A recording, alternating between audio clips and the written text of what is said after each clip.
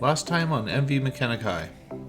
We arrived at Tenedos Bay, where we got anchored and hiked up to the flagpole lookout overlooking the whole anchorage. Feeling overheated, we set our sights on Unwin Lake off in the distance to go for a swim.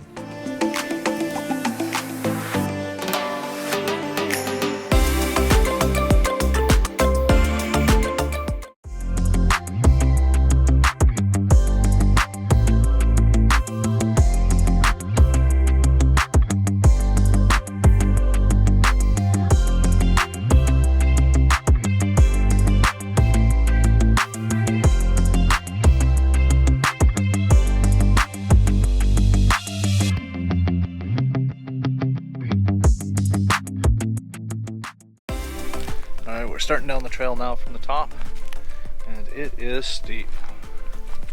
Here's where we're going, it's just down here.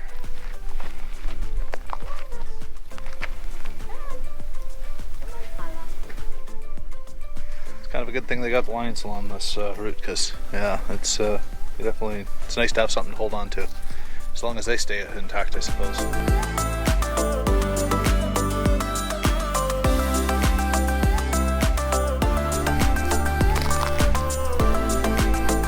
Here we go, we're just about back at the water here. Can almost see the boats.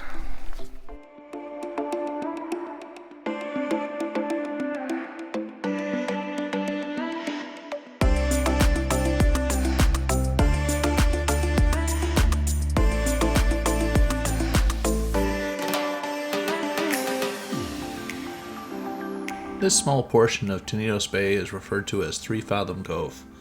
If you're ever looking to get out of the wind and waves and want a really nice, quiet anchorage, this one can't be beat.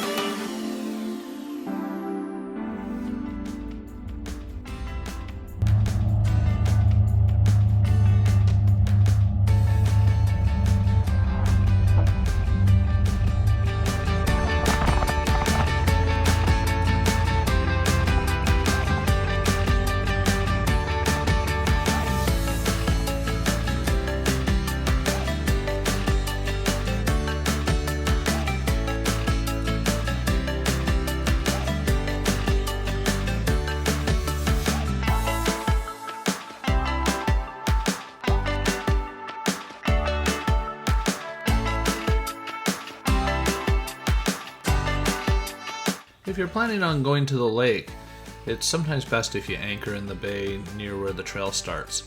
It actually is a fair dinghy ride, and with the fast dinghy it's not too bad, but otherwise, you know, if it gets a little choppy out in the bay, it might be a bit of a long ride from the far side of Tenedos over to the trail that leads up to the lake.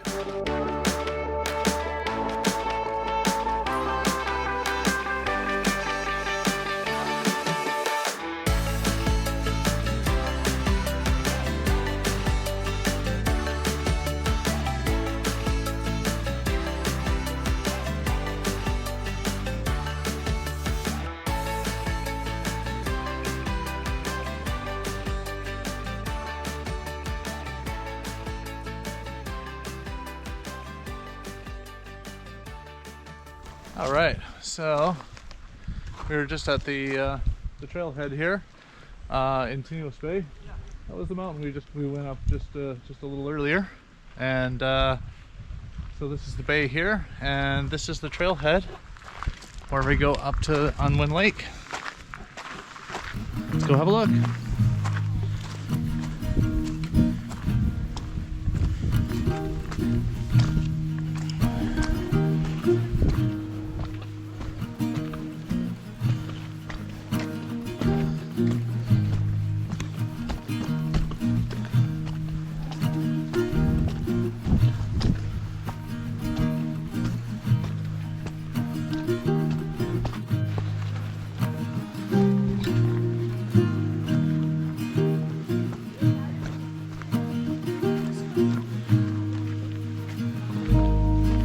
trail from the bay to Unwin Lake is wide and easy to follow. However, the first spot you arrive at is shaded and not the best area for swimming. Instead, just before you reach the lake, as the trail levels out, turn left on a smaller trail. This trail crosses a footbridge over a rock escarpment and leads through the woods to nice rocks for jumping and a small beach in the sun.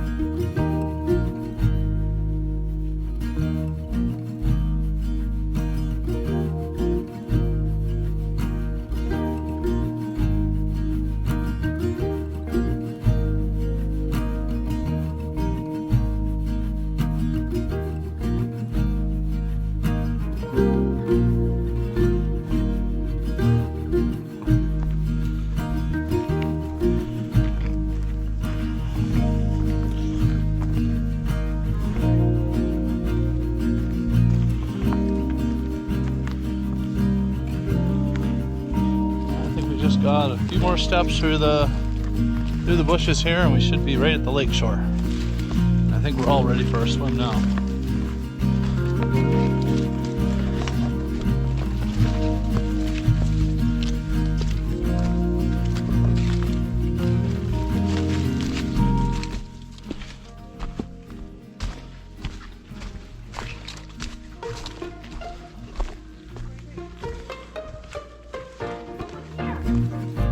Oh, look at that. We got the whole lake to ourselves.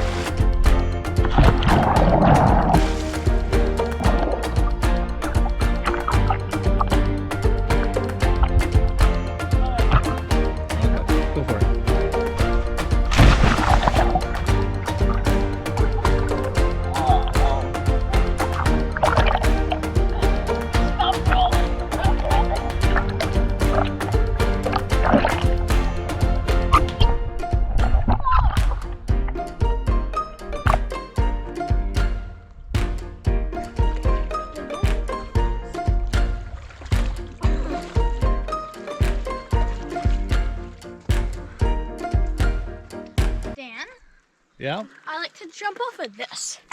Let's see. Of that. Oh, that spot there. How is it possible we get this entire lake to ourselves? I don't know. We're gonna enjoy it though.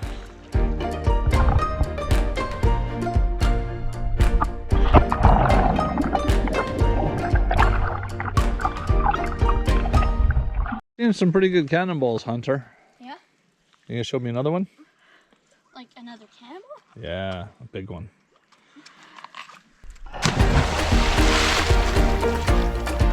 Well, that's a good cannonball.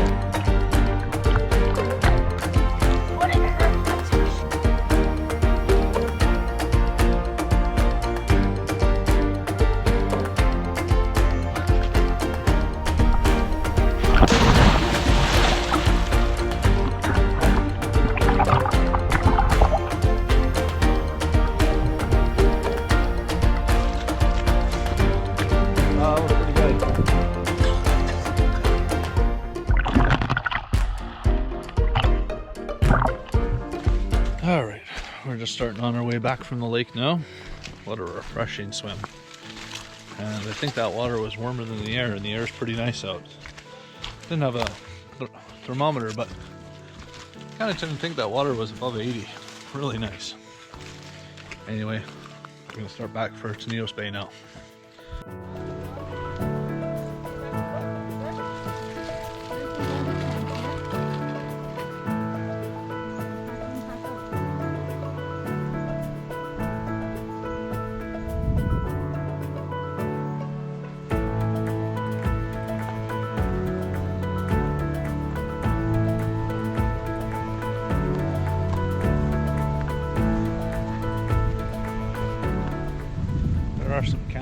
here, right at the base of the trail up to the lake.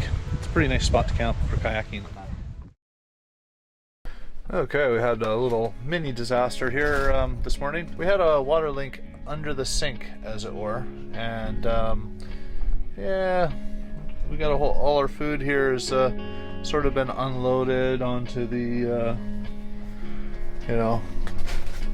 onto the counter, onto the settee, the couch over here. And what had happened is we have all liners in here normally too, and the liners kind of got all soaked as well. So the water was coming down this line here and then just dripping there. And the cause ended up being here because this little thing was loose here. When this comes here nice and tight, it actually seals here, and was filling up right up here, and then eventually would just start dripping down here. It ended up being a very small leak, as it were, but it doesn't actually take very much to make a real mess of stuff with. You get a bunch of cracker boxes, and then we have those sort of foam liners, those perforated foam liners. We got those out on the decks drying right now, but they kind of like a foam, and they do absorb a little bit of water, so it's taking a little bit to dry them out. And we'll get that dried out and get everything put back in there. Just a little bit of a mess this morning, unfortunately, to deal with. It wasn't really running enough water where you'd hear the pump going. It was just, it didn't seem like there was any real water being consumed, but it, like I said, it doesn't take very many drips to sort of create a bit of a puddle and a mess. Well, I think it's ready, you guys. What do we have? We have apple cinnamon bread. Look at that. Eh? Ooh. Does that smell good? Yeah. Can we eat it now? Well, we should probably let it cool down a little bit before we eat it, right? But we'll probably have to try and get it out of the pan here. Let's just see if we can get it out without it falling all apart. Sometimes it's a little tricky getting it out of here, eh? Did you spray that stuff down so it doesn't stick to it? I don't spray stuff. I just use a little bit of butter and some flour. Okay. It's okay. There we go.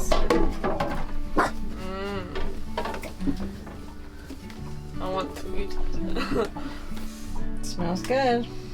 It looked like We'll let it cool down a little bit before we taste test it, hey? It's be too hot. You'll burn your mouth. No. Okay, let's put a freeze on. We're not putting a freezy on top of it. No, I think it's good. So we've had kind of a drizzly night and windy, drizzly morning, and there wasn't much sun and almost no solar power for the first part of the day.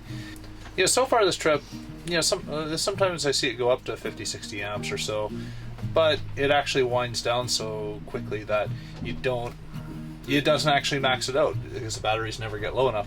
But overnight last night I left the ice maker on actually for quite a while, so it actually drew the batteries down. Then with no power this morning, it was sitting at about 12.3, which was kind of getting a little on the low side. But then, right around 1 o'clock, the clouds cleared and the sun came blasting out. So it was interesting, I got to see a good peak power on the solar. It actually went up at one point to about 104 amps, which the theoretical maximum is 105, and it was overproducing on its watts. It was up in the 1400 range on watts, which about a 1333 is supposed to be maximum.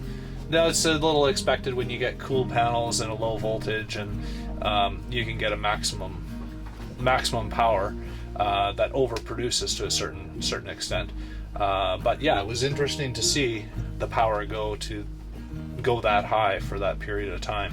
Pretty interesting to see. It is pushing out about 85 amps currently sustained, and we're sort of partly cloudy, so it's getting some pretty direct sun, but batteries still a little low. I mean, it's showing in the 13.8 range, but if you turn off the solar, it'd probably be somewhere in the mid 12 range, I would expect. But yeah, kind of an interesting observation with the solar today. As mentioned, most of the time when you're having decent weather with what we have for solar, it just doesn't get that low. So you know, before you know it, it's already captured what it needs to capture for the day, and then it starts to go into absorption and eventually float, and so you never really get to see it peak up. So kind of interesting. All right, it's Saturday morning. We're in Tenedos Bay still, and we're gonna get going. We're gonna head over to Refuge Cove where we want to top off our water, and we've had a little bit of rainy weather the last day or so here.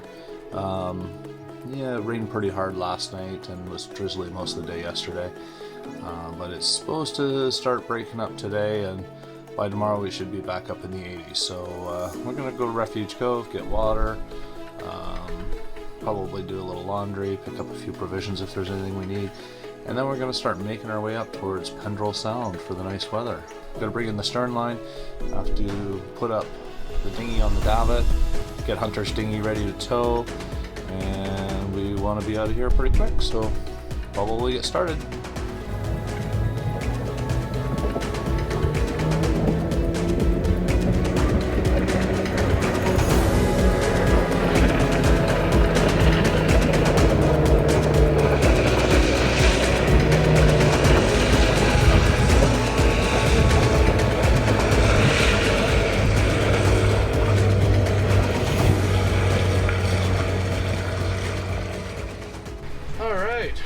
It's 9 o'clock and we're just pulling out of Tenedos Bay now, and we're heading for Refuge. So we should be there in maybe about an hour and 15 minutes. Got a little bit of stuff to do. We got to make use of that precious access to the cellular antenna at Sarah Point so we can upload another video. Yeah, we've never been up here, being that this is kind of our first year doing YouTube and stuff.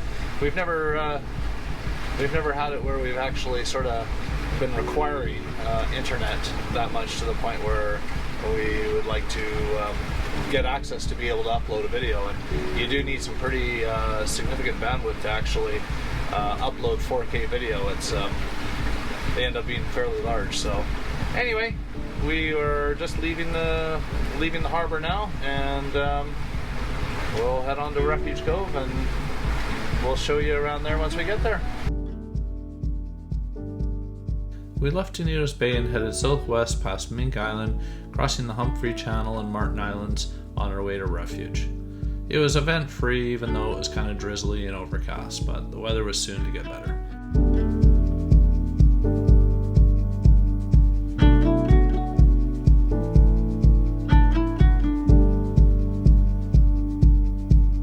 Join us next time as we continue our Desolation and Sound adventure. Thank you for watching.